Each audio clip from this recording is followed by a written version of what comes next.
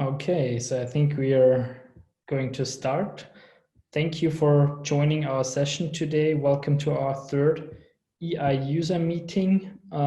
Before we start, I would like to introduce myself. My name is Daniel and I'm a sales and product manager here at ESW Vision, and I will also be your moderator today. Our special guests today, I would like to introduce our speakers. Today we have the privilege to have on our panel Dr. Leonardo Gontijo from Brazil. He was not only the very first EI user in Brazil, but is also the main reason why EI is available in Brazil. He currently directs the IOMG and is a professor of ophthalmology at several institutions in Brazil. And then we also have on our panel Dr. Hassan Chahine from Lebanon. And he has a special interest in cataract and refractive surgery, dry eye disease in general, and also about the medical retinal diseases. And he's the vice president of the Lebanese Ophthalmology Society, and he's operating his own eye clinic at 2 different locations.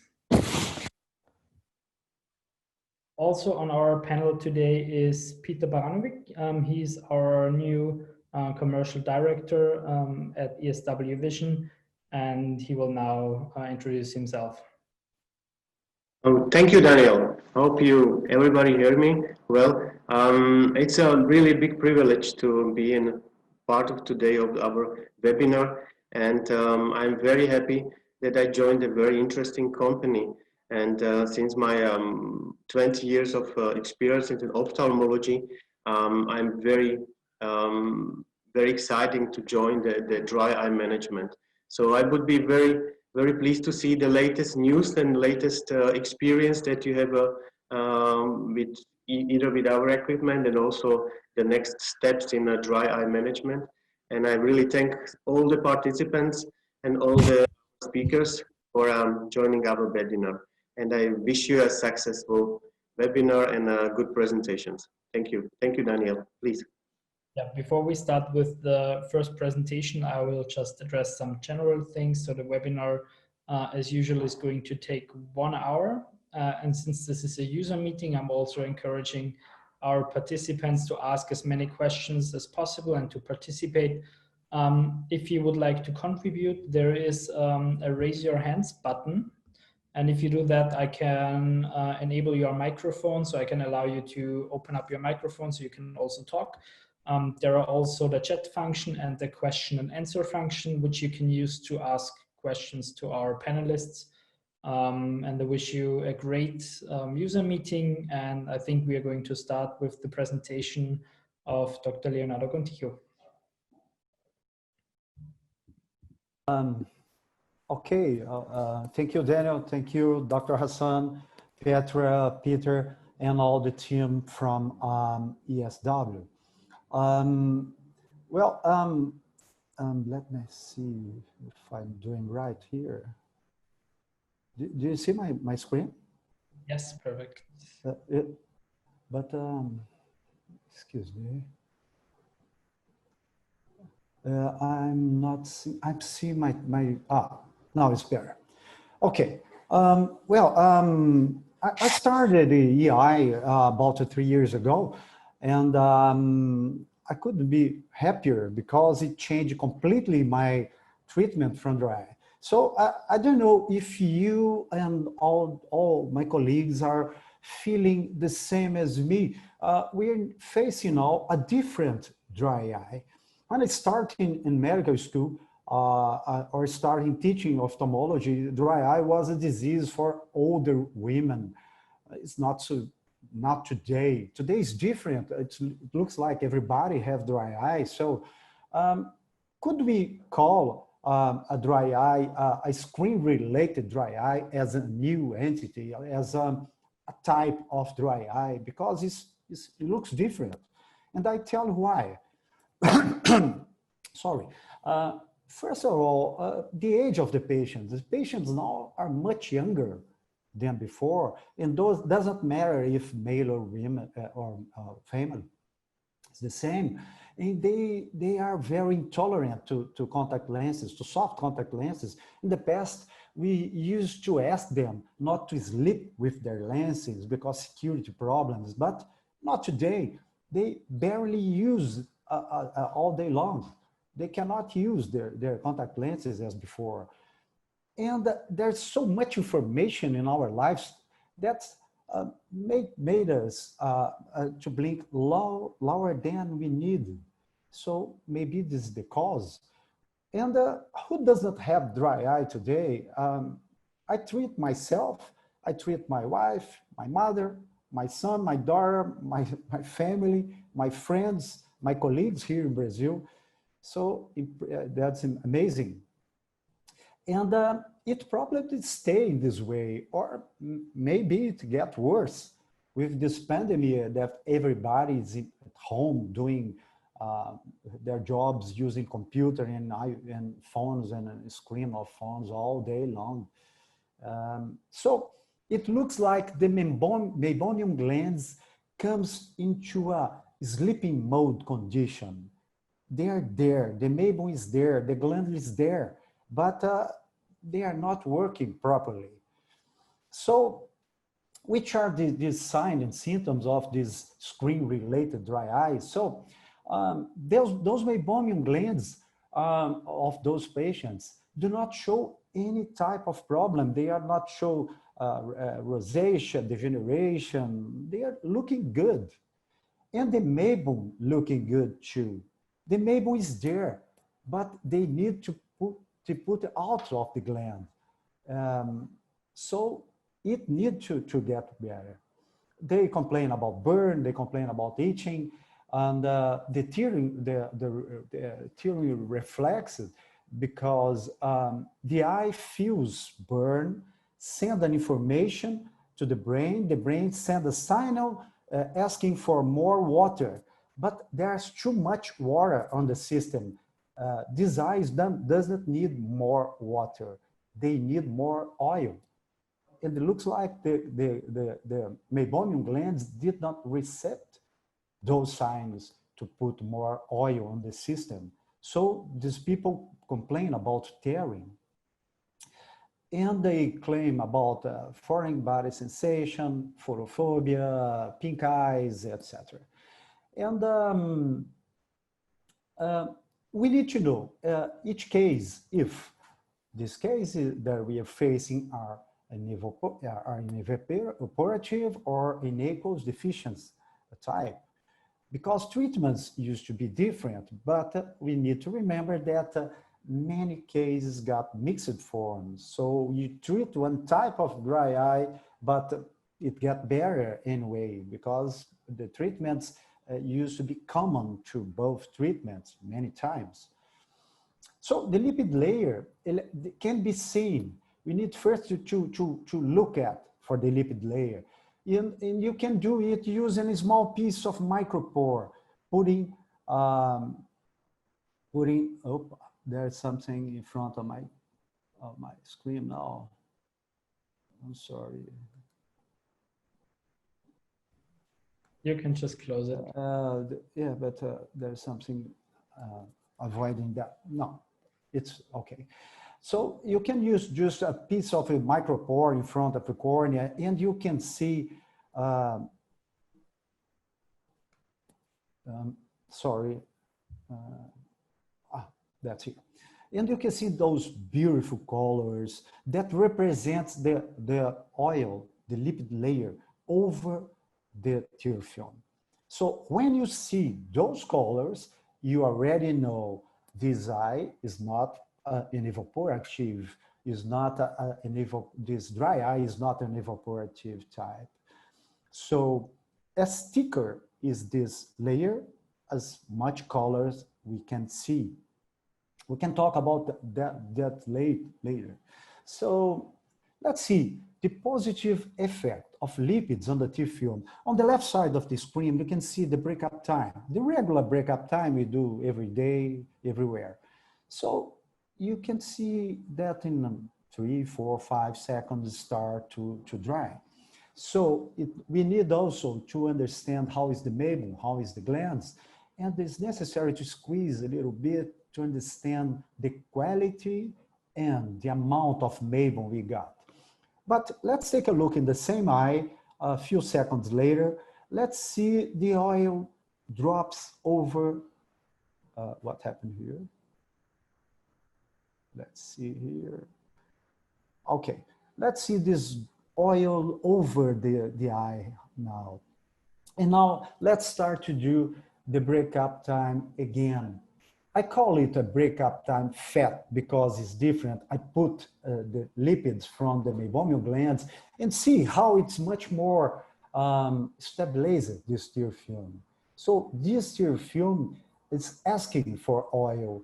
Its oils are very welcome on this eye. So of course it's an evaporative and it needed to be treated. But let's see again in an evaporative dry eye, how is the water component? The water is beautiful. The gland, the lacrimal gland is working. And you can see, we can see the gland pumping the water over the tear film. So we can see this, this dark water coming in because there is no time to mix it with the surrounding fluorescein. So it goes down and works beautifully. That's why people ask, complain about reflex of tearing, and they have dry eyes. So because the problem is not the gland, the lacrimal gland, is in the meibomian glands. So after a drop of 1% of fluorescein, we can see this. So what's that, this dark spot here? This is nothing. This is just a drop of fluorescein over the eyelashes. So it's orange, and orange does not shine with the blue light. But in the back, we can see the yellow color that represents that it finds some water. And it looks shiny. The shiny is so fast is because there is a lot of water. And we can see better now here. See this eye. This is a Sjogren syndrome eye. We put a drop of fluorescein, and let's see here the meniscus is too low. There's no the yellow color you used to see, and we just see an yellowish mucus over the caruncle.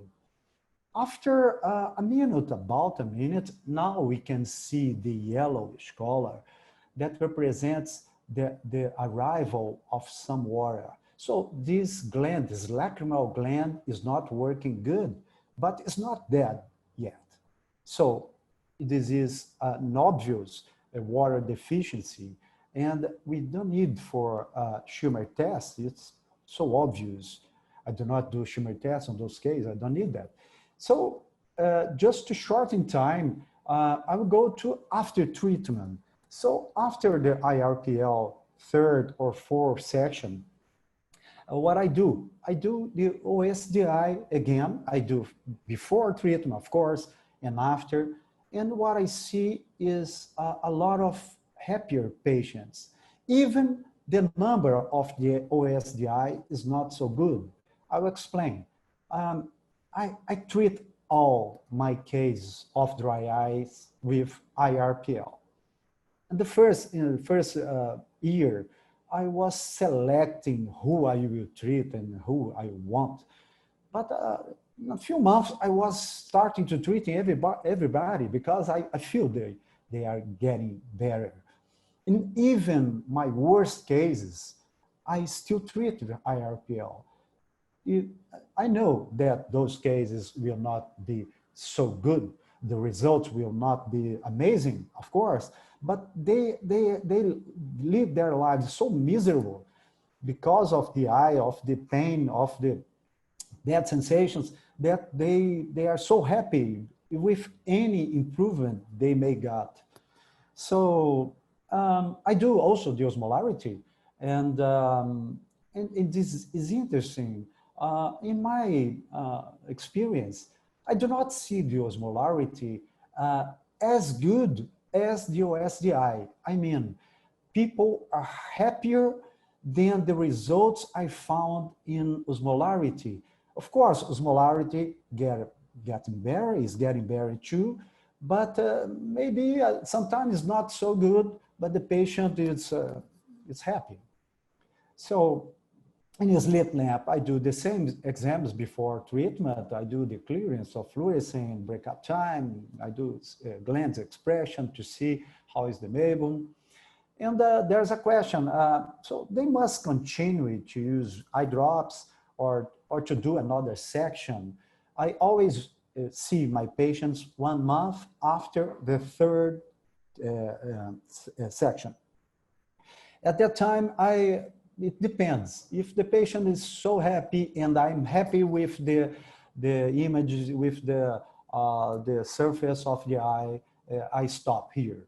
But if not, I do the 4th sessions. So so I keep the lubricants. But after the last section, the 4th section, if still not okay, I try to do expression of the glands and keep tacrolimus. In Brazil, we use a lot, 0.03% twice a day. Of course, I use corticoids in initial month, but as everybody know, we can stand using corticosteroids so long. So I stopped and then go to tacrolimus and warm compress, and I go to a LipiFlow treatment. We get here also the LipiFlow, but we prefer to use IRPL.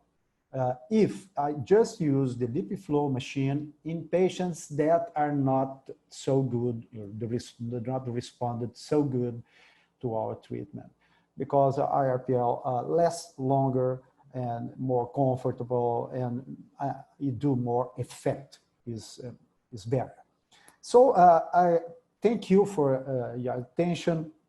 I will stop here and to send to Dr. Hassan to his speech. So thank you for your attention.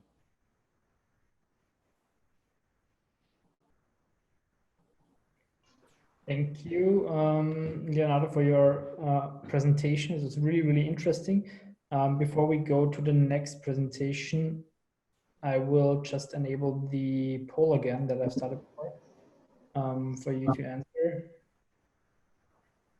Thank you. Does anyone have questions in the meanwhile for Dr. Gontijo?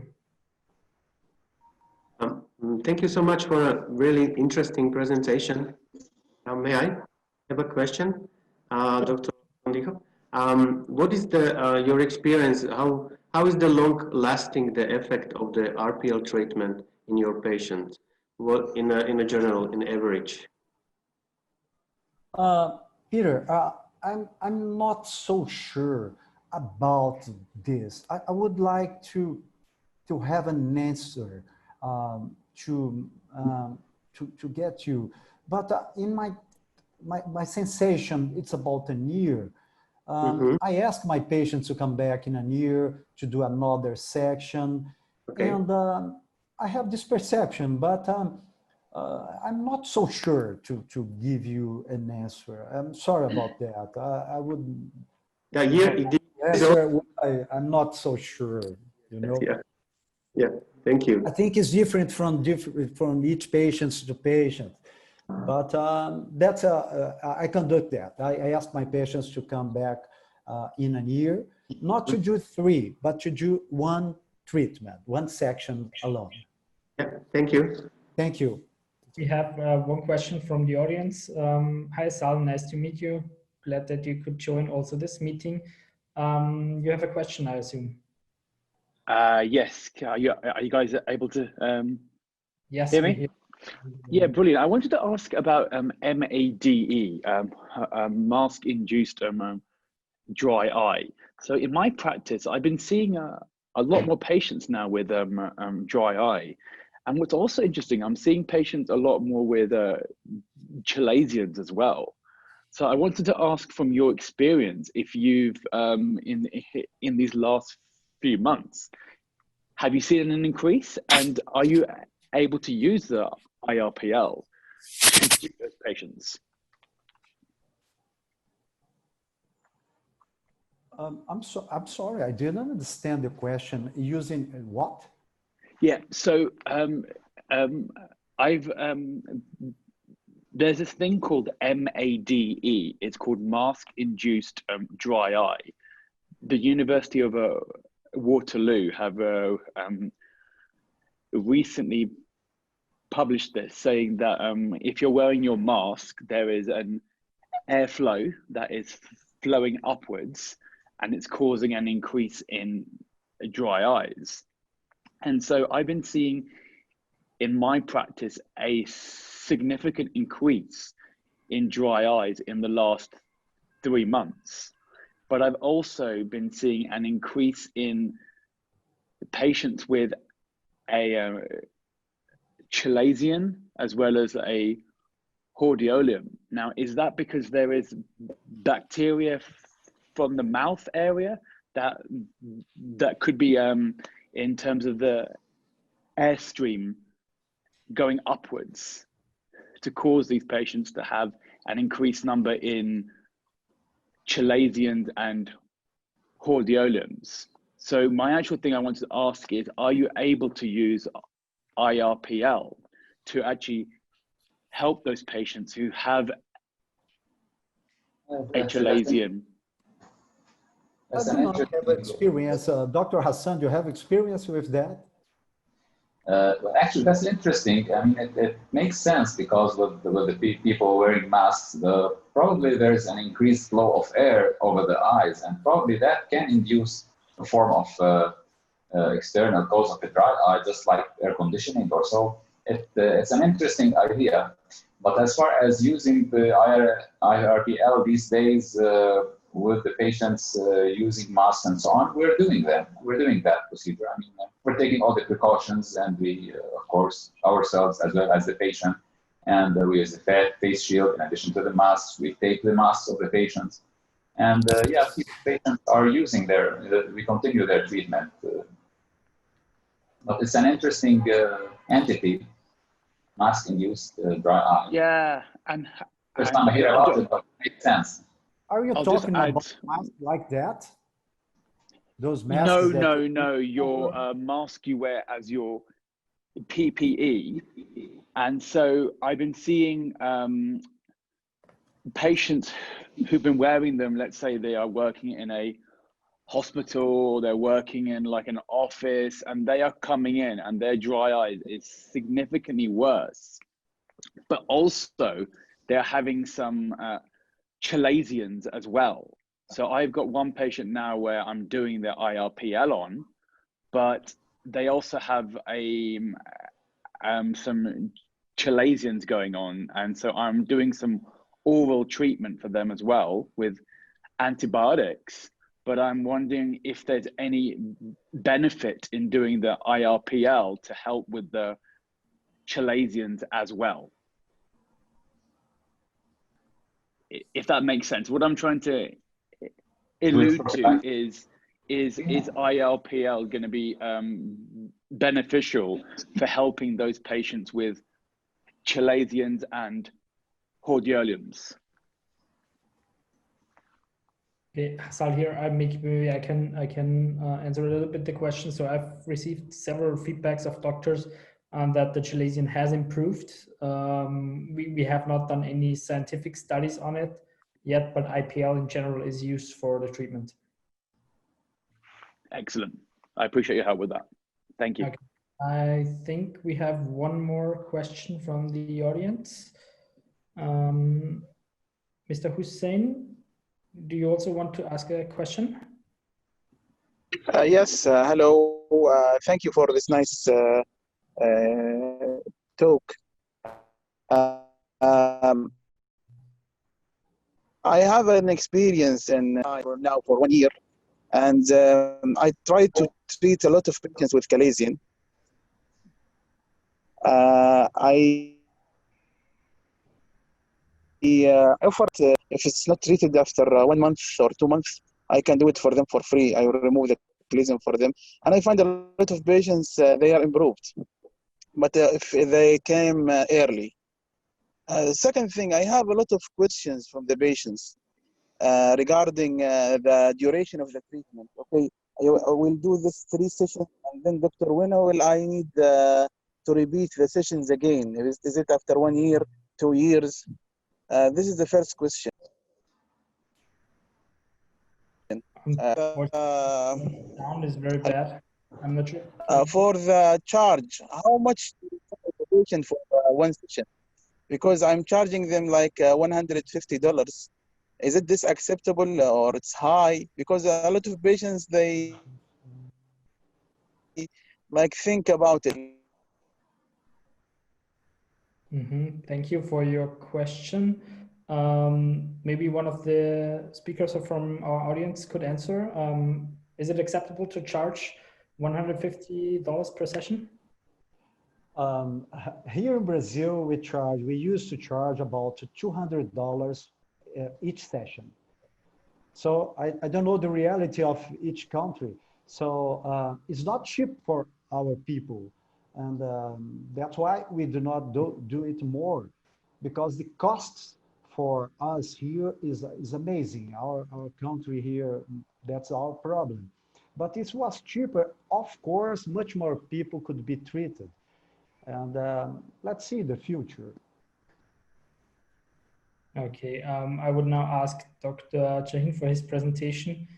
I have enabled the screen sharing again, so you can share your presentation.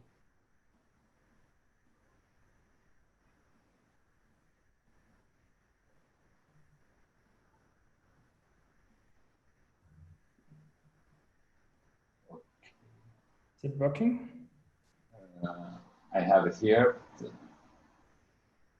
Can you see my presentation now? Not yet.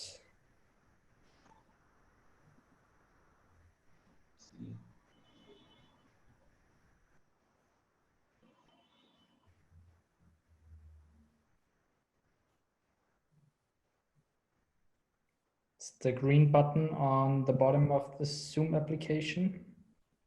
It says something like share screen. Yeah. Yes, now it's starting. We can now see your Zoom window, not the presentation. Working on it.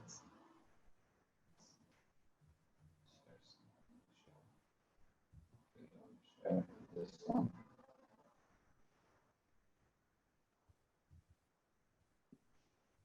Okay, can you see it now? Yes, perfect. Okay, thank you, Dr. Leonardo, for a very nice introduction, very nice introductory and very complete introduction to the topic.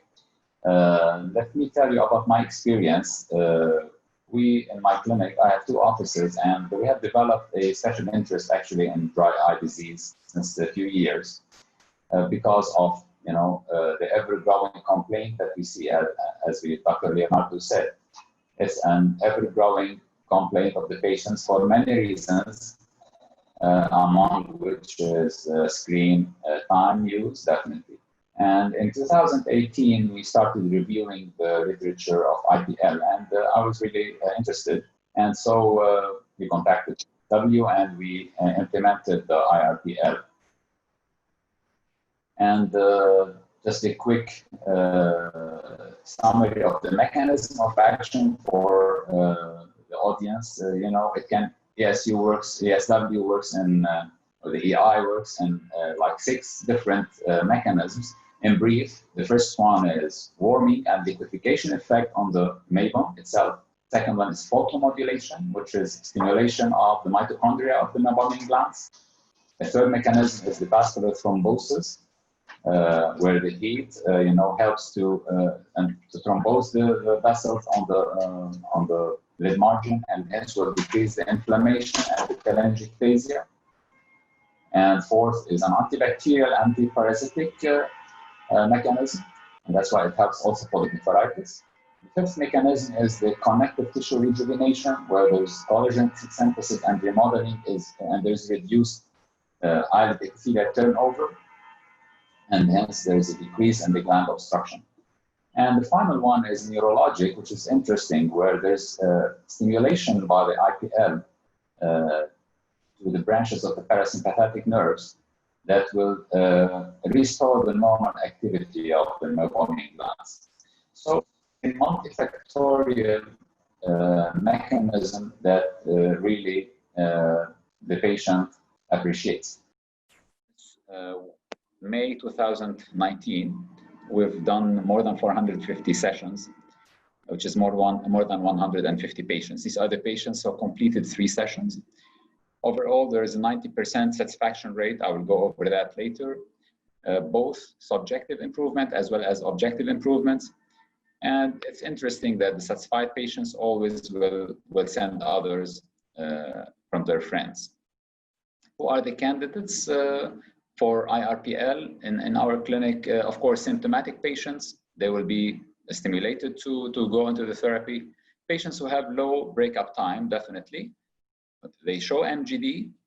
And again, patients who are about to undergo cataract or refractive surgery, these are patients whom you want to optimize their ocular surface before the procedure to get the best results.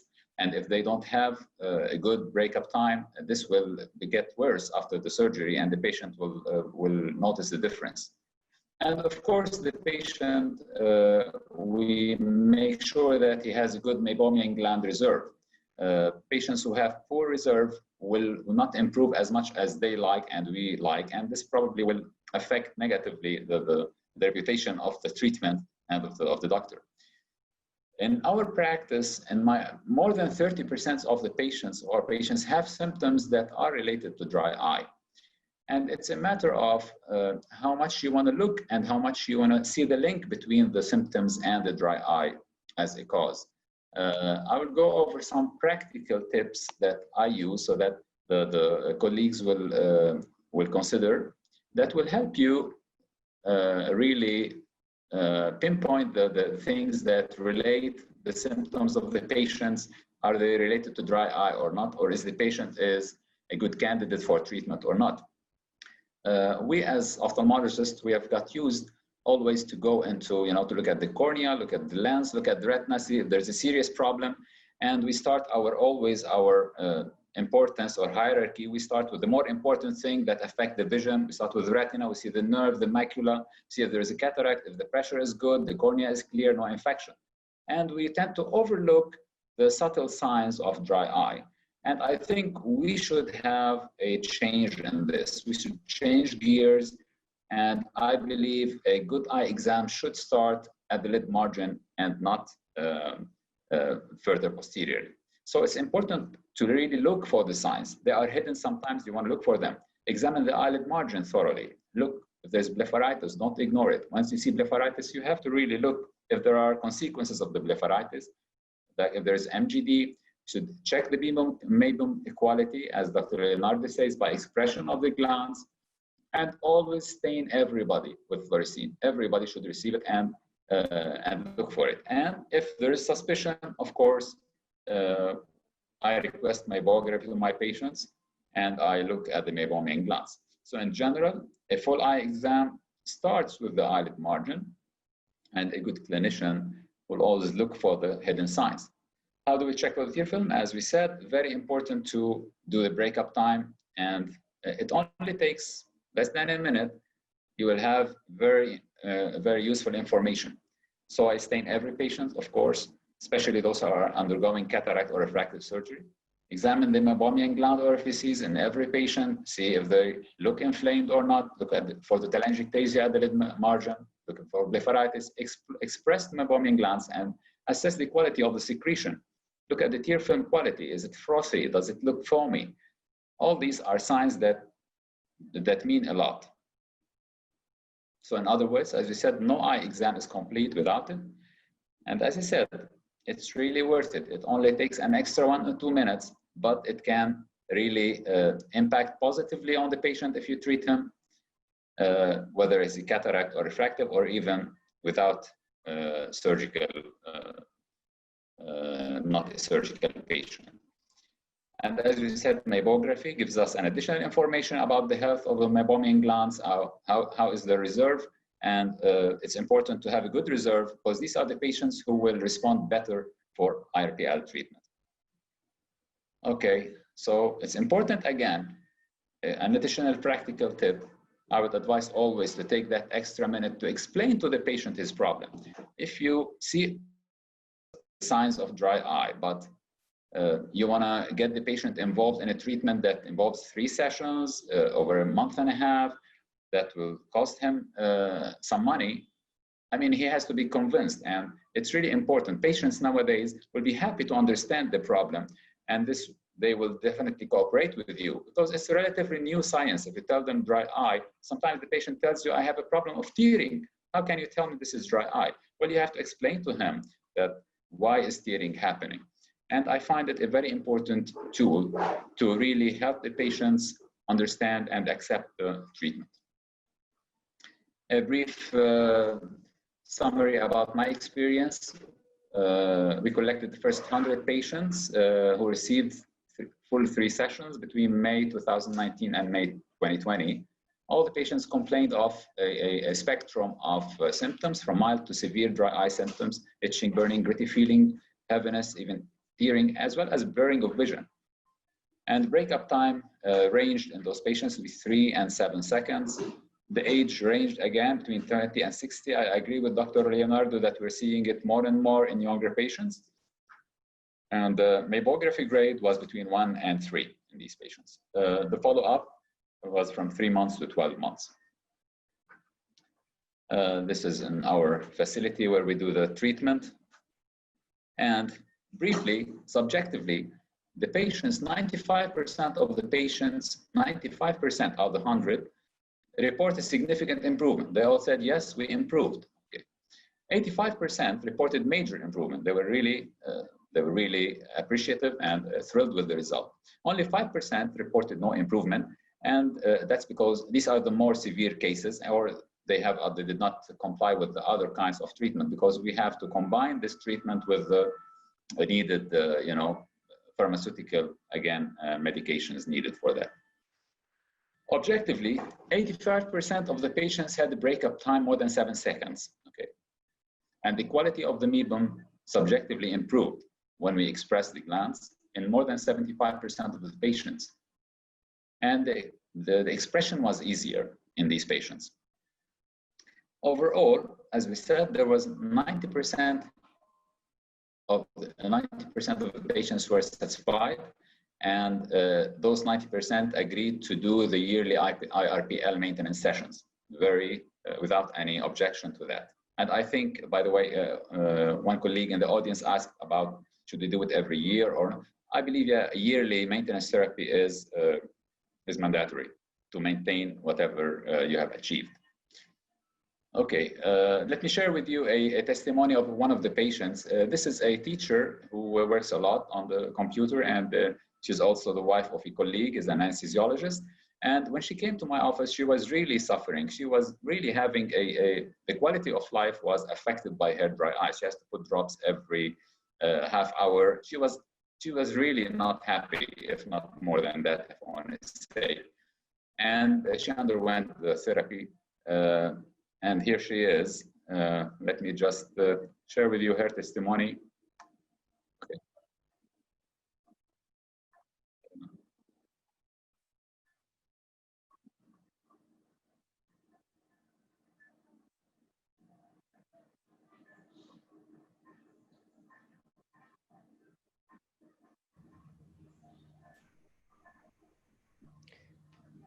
I'm not sure how it is for the others. It's not really coming through here.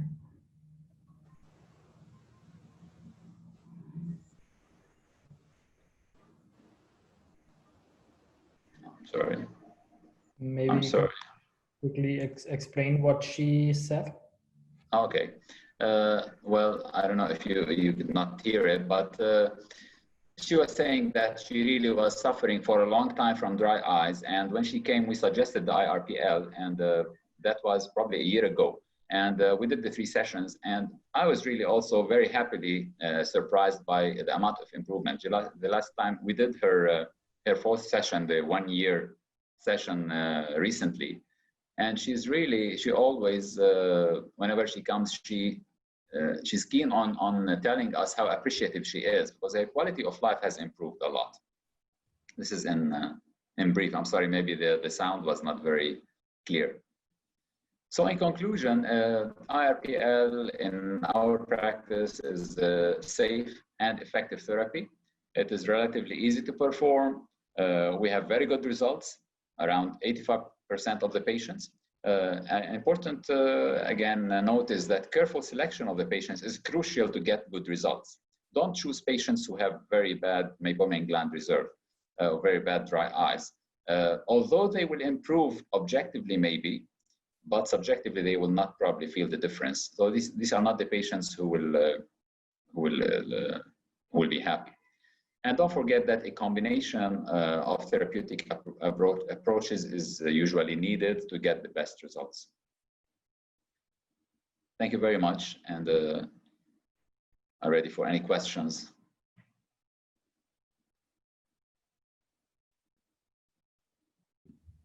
Also, thank you for your very interesting presentation. I think we also already have some questions coming in. There is one question for Dr. Leonardo Gontijo about why not perform LipiFlow first to unblock all the glands and then perform the IRPL.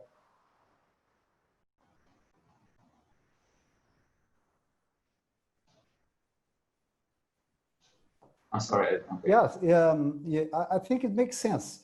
If you see there is a blockage, the IRPL will help. We help to make more fluid, and make a signal to the gland to work. But if it's completely blocked, you cannot get the same result. So sometimes would be better to do maybe LipiFlow or another technologies, or just to clean the leads using like a technology like a BlephX. Do you know BlephX? It's a rotational sponge with some kind of soap. We do not have in Brazil, but soon we will get this here. So you make it clean for those kinds of blepharitis, more severe, or those cases of Demodex. So this could be the first step. But most of the cases, we don't need this step.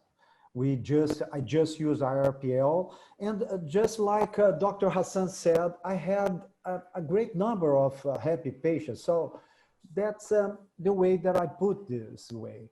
I agree with a colleague that prefer to do any other technology before. Maybe it's the way people understand this, but the way I understand could be better to do IRPL first, because it's so simple, it's safe. I think it's better, but it's up to you. Thank you. Maybe one question for Dr. Chahine. What do you suppose is the minimum percentage of meibomian glands that should be left, so in order that the IRPL treatment makes sense? I'd say a minimum of 30%, which is, as we said, grade 3. In grade 3, it means that almost 60–70% of the glands are affected.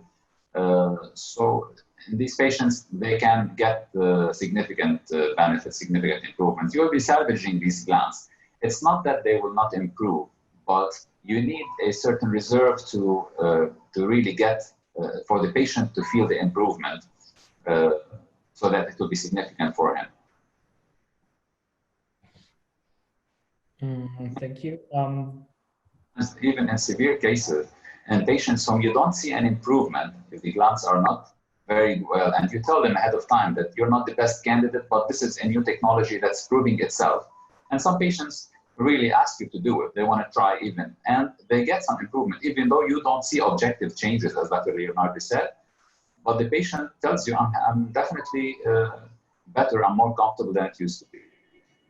So you think it's important also to inform the patient beforehand that the results might not be as good as in other patients because of the severeness of the meibomian gland dysfunction? Sure, I mean, you should be clear with them.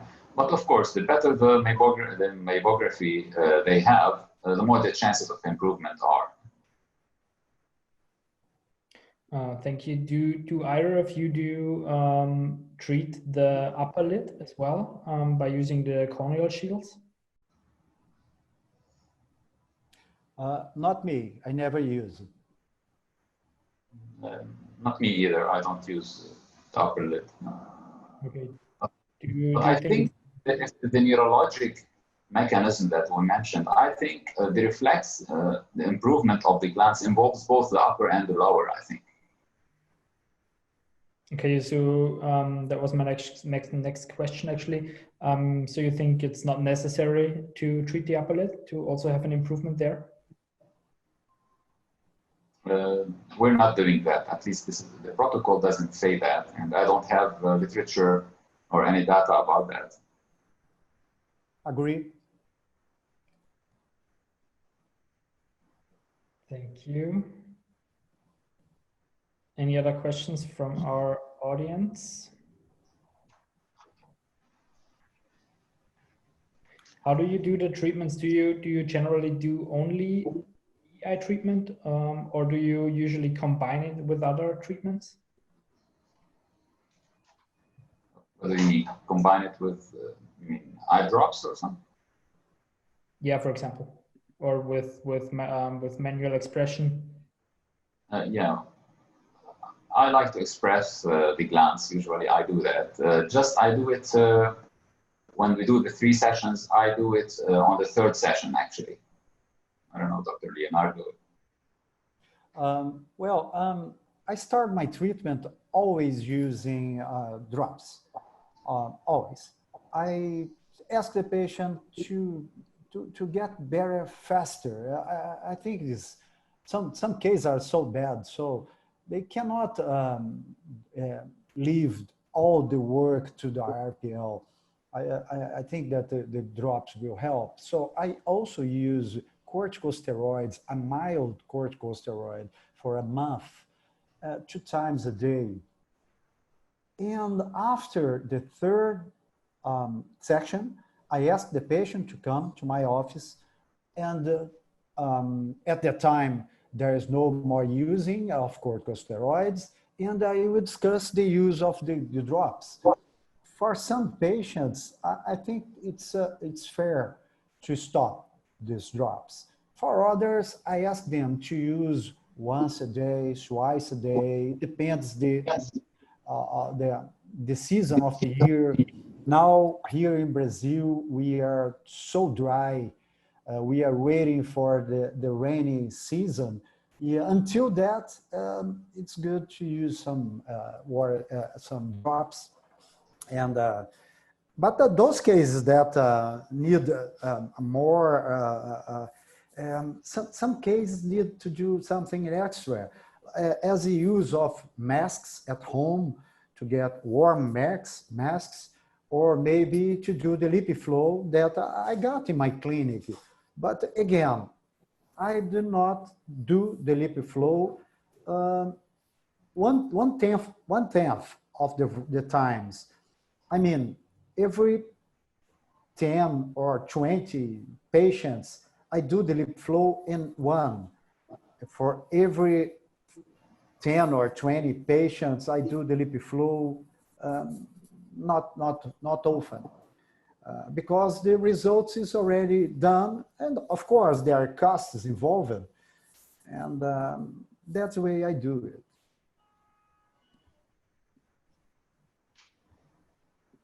Thank you. I think Petra also wanted to ask something, if I'm not mistaken.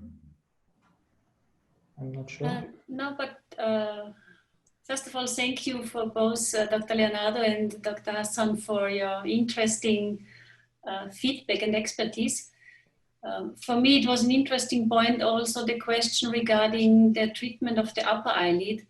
And as Dr. Hassan mentioned, and also Dr. Leonardo, it's both of them did not yet do this treatment performance, and as Dr. Hassan mentioned, following our treatment recommendation, and that's exactly what is our expertise also in studies, with simply applying the four very comfortable flashes on the lower lid and one flash on the temporal zone, you achieve already this huge improvement, which we have seen also on the slides from both. That means it is interesting if you make this expertise, or also if you did try any other treatment protocol, because we have done our study work on the protocols, and we communicate, but it's always interesting to see what is in practice, maybe what are trials which come from you as an expert. Thank you, Petra. I'm sorry, my picture does not work, but I know you, Dr. Leonardo, and it's a pleasure also to meet Dr. Hassan here on our panel first time. Petra, there's another matter that's interesting. Nobody did ask this question, but Dr. Hassan, have you doing the IRPL on Sjogren's syndrome patients?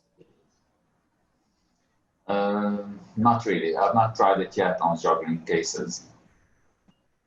I have been. And in the very first moment, even I was not expecting much, but it was so interesting. We have a line of patients because was in the test, we are just beginning, just in the very first moment using the IRPL. So we select a group of people, and there was one woman there that got Sjogren's syndrome. So she was so happy after the treatment with after one section after IRPL. Of course, she did the entire treatment. Of course, one section is not enough, but we would not expect such a happiness. Mm-hmm. So satisfying person. But the way I understand that is we have a lot of patients that they got mixed forms. They got lack deficiency, deficiency of water and also of oil. So if you improve the oil layer, you may improve the echoes contact with the eye. So I think worth doing the Sjogren's syndrome patient. I do in all, as I said in my speech, I do IRPL in all my patients, all. Young, older, women, men, severe cases, light cases. I think it's good for all. Of course, I do not expect beautiful results in the more severe cases. Interesting. Yeah. May I add one point? Thank you, Dr. Leonardo. I was informed about your expertise, and also in discussion with Dr. Ambrosio in Brazil and Dr. Gomez. I think there's an interesting project to set up a small study to find out more, because it's very interesting to see, and we know from different doctors that there is an improvement you can expect. But we on our own did never a study on this on these issues, so it would be interesting. And another point I would like to follow up, as Dr. Hassan mentioned, regarding the loss of glands, until which percentage you would recommend the treatment. We know today, we cannot regenerate new glands once they are lost. But with increased disease of dry eye, it becomes more and more important to bring the remaining glands in a proper condition and to keep them in a proper condition. And that's why it is so exciting, even if you don't see any difference in examination, but the subjective feeling from the patient will definitely be improved. And once you do expression, you will also see the difference. And you can go up down to 10-15% of glands, which is still a condition where patients can survive, but it is important to more and more important to support these glands. And that's why we know that also doctors with a huge loss of a patient with a huge gland loss already have positive feedback from those patients. Yeah, But interesting that you confirmed already, yes, that you go up to 30% down. It's good. Perfect, Peter. One question. How do you evaluate the business opportunities with AI? I think this might also be interesting for our viewers. I didn't understand the question. Can you please repeat it, Daniel? Yeah. How would you evaluate the business opportunities with AI for our doctors? Good question. Up to you, specialists, please. You're on mute, Dr. Leonardo, you're on mute. Okay. But Dr. Hassan, please, go ahead. Go ahead. Nobody wants to offer his secret. I feel comfortable talking about that. As we said, it looked like everybody got dry eye today. It's amazing. It's amazing. Now in this pandemic, everybody is exactly what we are doing now, looking at screens, and these people get hypnotized, do not blink, and everybody got dry eye. So we got a solution for this big amount of persons. I think in the future, forgive me, it looks silly, but looks like we need to get stations for treating dry eyes of the people, like women go to hair to make hair, salons for make hair. We need, because everybody's going to get dry eyes. It's amazing this what happened. Yeah, I agree with you. I agree. I think, yeah, definitely there's a big market for dry eyes. I think it will only the patients will only, the numbers will go up, and it's good to have something to help them. There's nothing more thrilling or more cause for happiness than when a patient tells you, "Thank you, doctor. I've been suffering for a long time, and definitely I'm more comfortable." This is probably one of the most moments that really are happy for the doctors. But again, at least we can talk about in Lebanon the situation now with the financial problems. I'm sure that this is impacting the growth of the market now with the devaluation of the economy and so on. And maybe it's a chance to ask Petra to do something about it, especially in our patients in Lebanon nowadays. So you give the ball back to us. I well understood. But no, he asking for a discount. Yeah, you see, we have... For the sake of the Me too. No, but anyway, to answer on this, we are very happy to have all this, especially in Lebanon, as we understood and we followed the very severe situation. It is, am I still online? I don't know. Yes. It is for us a great pleasure to support every engagement because it's, and Dr. Leonardo, I didn't listen in the first minutes, but maybe he explained also how he brought, and he was initiator to bring EI to Brazil, because he very quickly, I think, understood the huge number of population, the percentage of increasing demand on dry eye solutions, and the huge advantage having a solution. And people, as Dr. Hassan confirmed, and with this very interesting testimonial, if people are suffering, they are really willing also to pay. And that was in our last webinar also from Dr. Ambrosio in Brazil, a good input. He mentioned you add value to people's life comfort, and this you need to spread out into the world, and you need to communicate, because it's something very often people do not expect, that they really have a working solution. So yes, I understood the ball is on our side, and you will be happy following our next steps in our dry eye management development.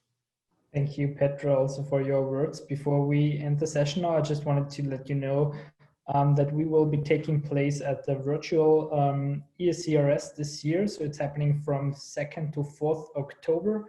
And we will be very happy if you could visit us at our booth. Thank you. Thank you. Thank you to our two doctors today for sharing their experience. I think Dr. Hassan, you want to say something? Yeah, thank you very much. I saw a question which is relevant, very relevant to the topic today.